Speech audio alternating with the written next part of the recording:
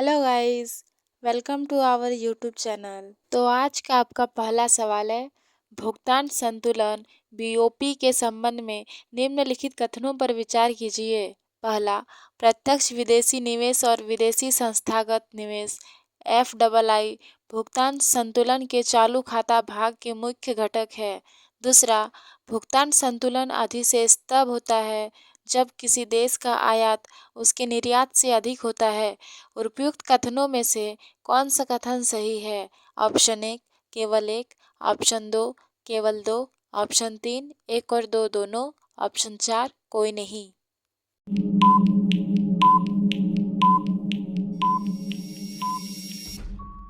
तो आपका सही उत्तर है ऑप्शन चार, कोई नहीं। आइए इसकी व्याख्या करते हैं।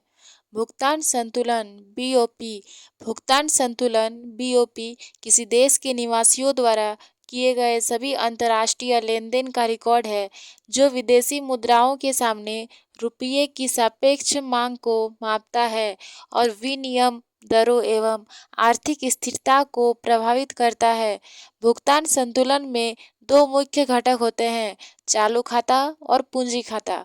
चालू खाते में वस्तु भौतिक वस्तुओं का व्यापार जिसमें घाटा निर्यात की तुलना में आयात अधिक होने का संकेत देता है और अदृश्य सेवाएं, स्थानांतरण और निवेश से आय जैसे कारक आय शामिल होते हैं।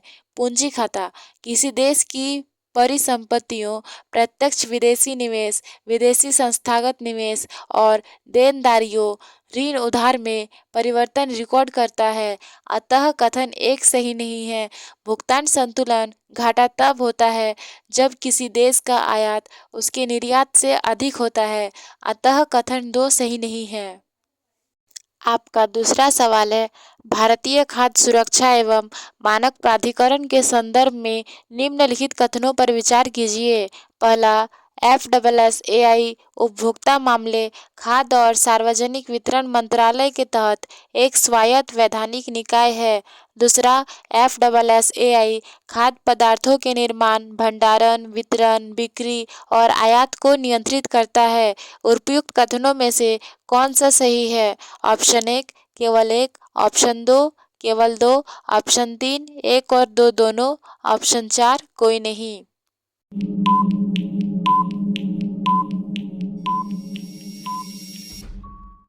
आपका सही उत्तर है ऑप्शन दो, केवल दो। आइए इसकी व्याख्या करते हैं। भारतीय खाद्य सुरक्षा एवं मानक प्राधिकरण एफएसएसएआई खाद्य सुरक्षा और मानक अधिनियम 2006 के तहत स्थापित एक स्वायत्त वैधानिक निकाय है तथा स्वास्थ्य एवं परिवार कल्याण मंत्रालय के तहत कार्य करता है। अतः कथन एक सही नहीं है। एफएसएसएआई खाद्य पदार्थों के निर्माण, भंडारण, वितरण, बिक्री और आयात को नियंत्रित करता है। अतः कथन दो सही है। एफएसएसएआई के अन्य कार्य और शक्तियाँ खाद्य उत्पादों और योजकों के लिए विनियमों तथा मानकों का निर्धारण, खाद्य व्यवसायों को लाइसेंस और रजिस्ट्रीकरण प्रदान करता है, खाद्य सुरक्षा कानूनों और विनियमों का प्रवर्तन, खाद्य सुरक्षा और गुणवत्ता की निगरानी तथा पर्यवेक्षण, खाद्य सुरक्षा मुद्दों पर जोखिम मूल्यांकन और वैज्ञानिक अनुसंधान का संचालन करना। आपका तीसरा सवाल है, महालया और इसके महत्व के बारे में निम्नलिखित कथनों पर विचार कीजिए। पहला, महालया वह दिन है जब देवी दुर्गा पृथ्वी पर अवतरित हुई थी और राक्षस राजा महिषासुर का वध किया था। दूसरा, यह देवी पक्ष के अंत और पितृ पक्ष के आरंभ का प्रतीक है। कोलकाता में दुर्गा पूजा को मानवता की अमूर्त सांस्कृतिक विरासत आईसीएच की यूनेस्को की प्रतिनिधि सूची में अंकित किया गया है। उपयुक्त कथनों में से कौन सा सही है? ऑप्शन एक, केवल एक। ऑप्शन दो, केवल एक और दो। ऑप्शन तीन, केवल दो और तीन। ऑप्शन चार, एक और तीन।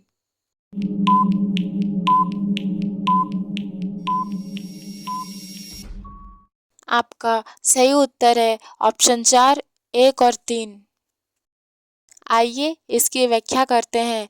महालया वह दिन है जब देवी दुर्गा पृथ्वी पर अवतरित हुई थी और राक्षस राजा महिषासुर का वध किया था, जो बुराई पर अच्छाई की विजय का प्रतीक है। अतः कथन एक सही है। महालया पितृ पक्ष पूर्वजों को सम्मानित करने के लिए समर्पित अवधि के अंत का प्रतीक है और देवी पक्ष देवी दुर्गा की अवधि की शुरुआत का प्रतीक है। अतः कथन दो सही नहीं है।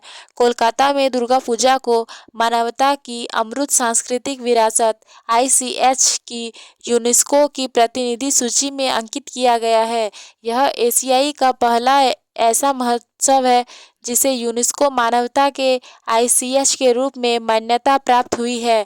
अतः कथन 3 सही है। आपका चौथा सवाल है, भारत में मंदिरों के राज्य विनियम की ऐतिहासिक और संवैधानिक पृष्ठभूमि के संदर्भ में निम्नलिखित में से कौन सा कथन सही है? पहला, धार्मिक बंदोबस्ती अधिनियम 1863 का उद्देश्य मंदिर का नियंत्रण बिना किसी सरकारी निगरानी के पूरी तरह से धार्मिक समितियों को हस्तांतरित करना था। दूसरा, सिरूर मठ मामले 1954 में फैसला दिया गया कि धार्मिक संस्थाएं बिना किसी सरकारी हस्तक्षेप के अपने कार्यों का स्वतंत्र रूप से प्रबंधन कर सकती है। नीचे दिए गए कूट का प्रयोग करके सही उत्तर चुनिए। पहला, केवल एक। दूसरा, केवल दो। तीसरा, एक और दो दोनों। चौथा, न तो एक और न ही दो।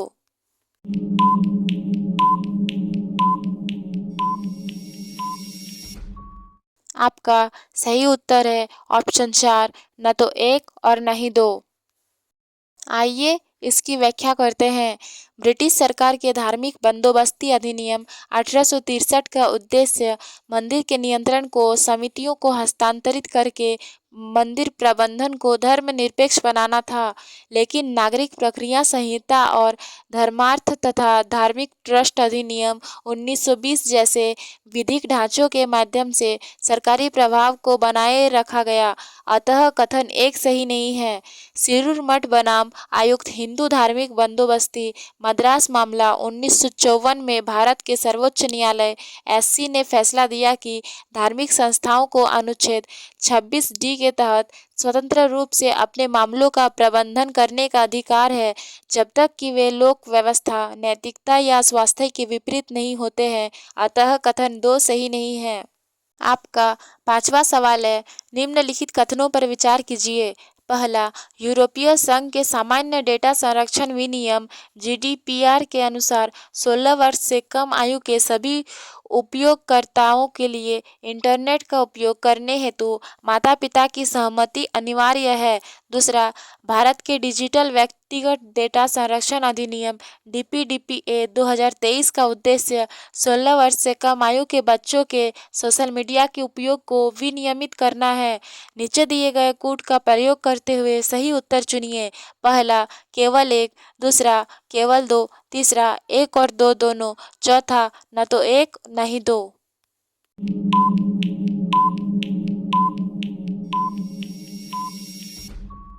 आपका सही उत्तर है ऑप्शन 1, केवल एक।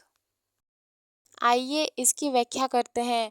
वर्ष 2015 में यूरोपीय संघ ने 16 वर्ष से कम उम्र के बच्चों को माता पिता की सहमति के बिना इंटरनेट तक पहुंच पर प्रतिबंध लगाने वाला कानून प्रस्तावित किया था।